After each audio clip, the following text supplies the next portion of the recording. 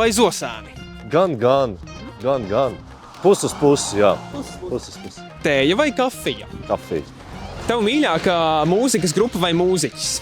Ui, ļoti daudz.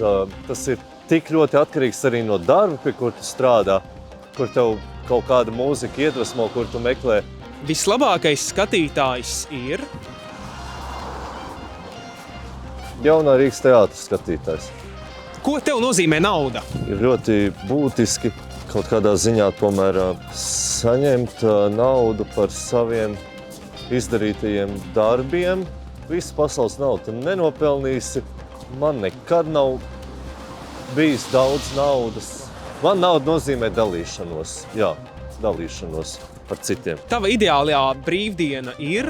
Ar saviem mīļajiem, dzerot kafiju pie dabas. Jā. Atpūta kalnos vai pie pludmales? Kalnos. Kur ir tev vismīļākā vieta Latvijā?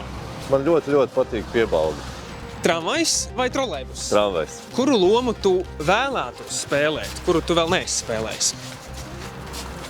Es viņu arī nekad nenospēlēšu, jo tas nav iespējams, bet tas ir Holdens Caulfields no Selingeru uz Kraujas Rudzlaukā. Kādi ir 3 iemesli, kādēļ jāapciemo Kauci? Tā, manuprāt, vienkārši ir baigi foršā izrāde, teicam izrāde.